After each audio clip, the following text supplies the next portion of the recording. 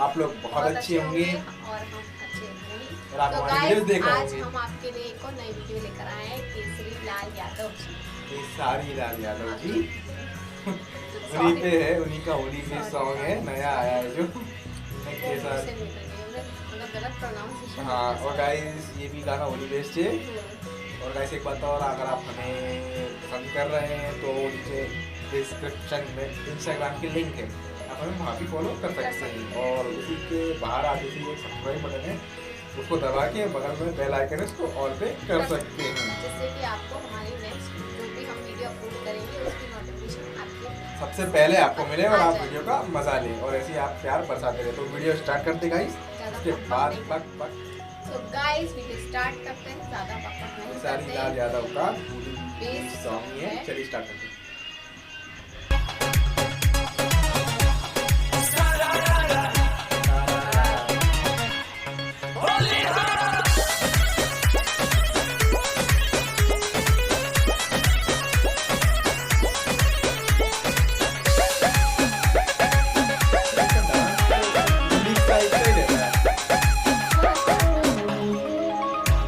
के होली हमार साधे गइल बा, हमरो करेजा गद गद भइल बा।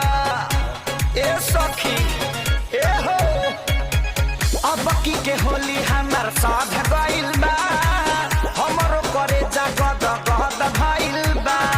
मिलल फिचकारी दुगो बोले ना शरम बा, पतार वाला नरम बाई अरवा का गरम बा।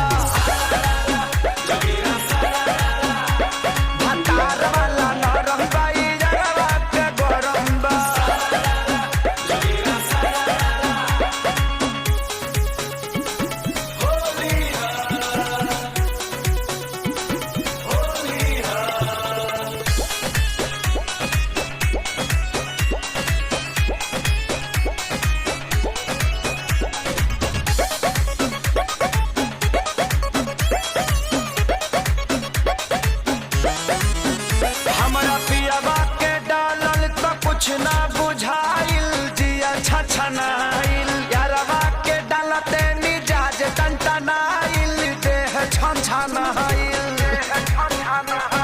ए हो हमरा पियावा के डालल त कुछ ना बुझाइल जिया छछनाइल, यारवा के डालते मिजाज टनटनाइल, देह छनछनाइल। सही सही बात का बतावल हमर धर्म बा, भातार वाला नरम बाई अरवा का गरम बा। भातार वाला नरम बाई अरवा का गरम बा।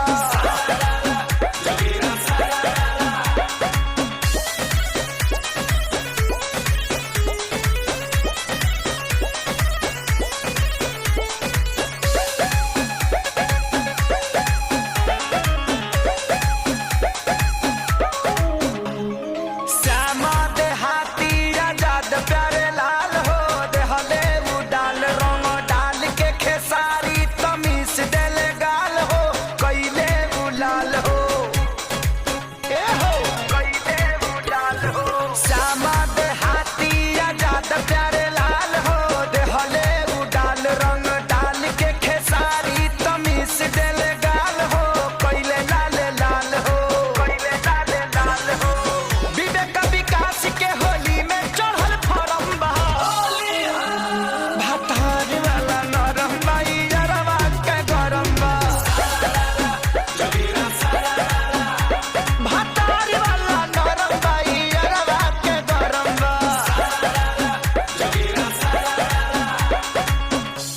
सो गाइस वीडियो अच्छी थी और मजा आया। बहुत अच्छा था, डांस तो ऑसम था। और जो शूटिंग करी गई है वो एक जगह करी गई है, मस्त की गई है, पूरा सेटअप अच्छा था, मतलब, मजा आया। हाँ अच्छा। होली बेस्ड सॉन्ग है ये भी, तो काफी मजा आया, सॉन्ग में भी अच्छा था थोड़ा बहुत, लेकिन अच्छा था, बढ़िया है सॉन्ग, अच्छा था, मजा आया। ऐसे ही आप सजेशन देते रहिए हमें और ऐसे भी वीडियो ऐसे हम बनाते आपके रहेंगे, सजेशन पे वीडियो बनाते तो बनाते रहेंगे। रहेंगे गाइस। और गाइस अगर वीडियो अच्छी ना भी लगे तो भी हमें कमेंट सेक्शन में बता दीजिए, तो बता दीजिए कि दीजिएगा। आपको इस टाइप की वीडियो पसंद है या नहीं है, जैसा भी आपको। तो गाइस हम नेक्स्ट वीडियो फिर लेकर आएंगे आप लोगों के साथ। जब तक के लिए हमारे चैनल को सब्सक्राइब कीजिए और बेल आइकन दबाना ना भूलें। और ऑल हमारी पे वीडियोस करिए को ऐसे ताकि प्यार बरसाते रहे और सब हाँ। जगह फैलाते रहें। ऑल पे करिए ताकि हमारी वीडियो जब अपलोड हो या तो आपको जब भी हमारी notification- लेटेस्ट वीडियो आए तुरंत आपको नोटिफिकेशन हाँ। मिल जाए और आप उसको देख पाए और इसका मजा और ले पाए। गाइस और सजेशन बिल्कुल बिल्कुल सजेशन आप नीचे देते रहिए कि और नेक्स्ट हमारा टॉपिक क्या क्या रहेगा जो भी और आपको हमारी लगे। वीडियोस रिलेटिव फ्रेंड्स सब जगह फैला दीजिए। बिल्कुल गाइस और आपका ऐसा प्यार बरसाते रहिए। प्लीज जल्दी सब्सक्राइब करिए। बिल्कुल गाइस तब तक करेंगे। के लिए नमस्ते। नमस्कार, शुभ रात्रि।